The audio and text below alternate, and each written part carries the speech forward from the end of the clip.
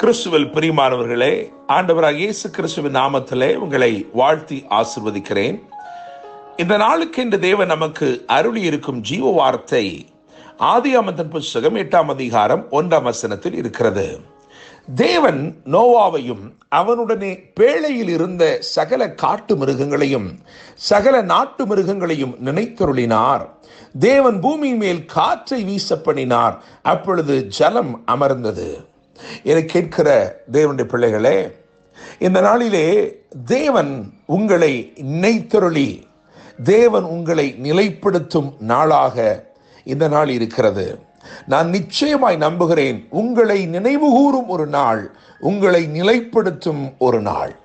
இந்த 8ஆம் அதிகாரத்தில் சொல்லப்பட்டிருக்கிற வசனங்களை வரிசைப்படுத்தி பார்க்கும் பொழுது ஒரு சத்தியத்தை நாம் அறிந்து கொள்கிறோம். முதல் வசனம் இப்படியாக சொல்லுகிறது, நினைத்தருளினார்.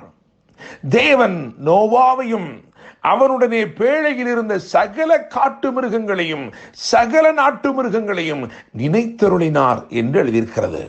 என கேட்கும் தேவனுடைய பிள்ளைகளே, முதல் வசனத்திலே நினைத்தருளினார் என்று எழுதியிருக்கிறது. 2ஆம் வசனத்தை கவனிக்கும் பொழுது நின்று போயிற்று என்று முடிகிறது.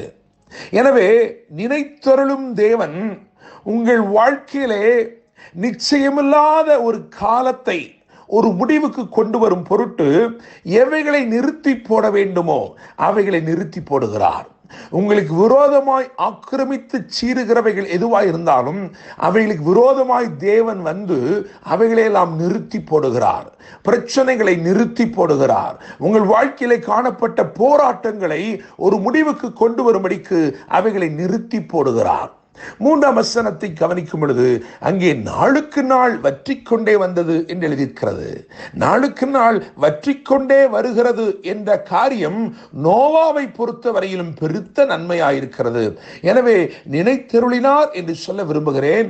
நிறுத்தி போட வேண்டியவைகளை நிறுத்தி போட்டார். 3ஆவதாக நாளுக்கு நாள் நன்மை செய்தார். 4ஆவதாக 4ஆம் வசனத்திலேயே எழுதியிருக்கிறது, 7ஆம் மாதம் 17ஆம் தேதியிலே பேழை அரராத் என்னும் மலைகளின் மேல் தங்கிற்று. என கேட்கிற தேவனுடைய பிள்ளைகளே, அப்படியாக அந்த 4ஆவது காரியமாக என்ன தெரியுமா? நிலைப்படுத்தினார். இது எங்கே தங்க வேண்டுமோ, எங்கே இந்த பேழை ஒதுங்க வேண்டுமோ அங்கே அதை ஒதுக்கி அங்கே அதை நிலைப்படுத்தினார். என கேட்கிற தேவனுடைய பிள்ளைகளே, எனவே நினைத்தருளினார். நிறுத்தி போட வேண்டியவர்களை நிறுத்தி போட்டார். நாளுக்கு நாள் நன்மை செய்தார், நிலைப்படுத்தினார். இவைகளையெல்லாம் கர்த்தர் உங்கள் வாழ்க்கையிலே தொடர்ச்சியாய் செய்ய போவதை நான் என் ஆவியிலே உணர்கிறேன். தேவனுடைய பிள்ளைகளே, நீங்கள் யோசித்து பாருங்கள்.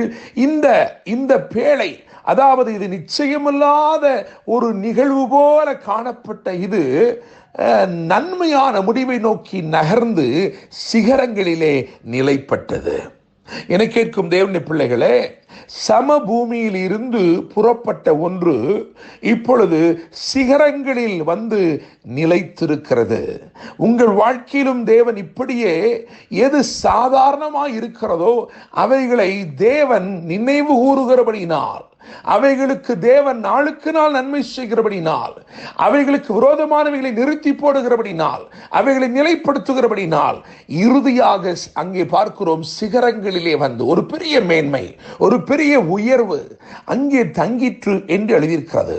என கேட்கும் தேவனுடைய பிள்ளைகளே, எதை ஜலம் புறப்பட செய்ததோ, காரணம் 7ஆம் அதிகாரத்தை நீங்கள் வாசிக்கும் பொழுது அங்கே எழுதியிருக்கிறது 17ஆம் வசனத்திலே ஜலம் பேழையை புறப்பட செய்தது.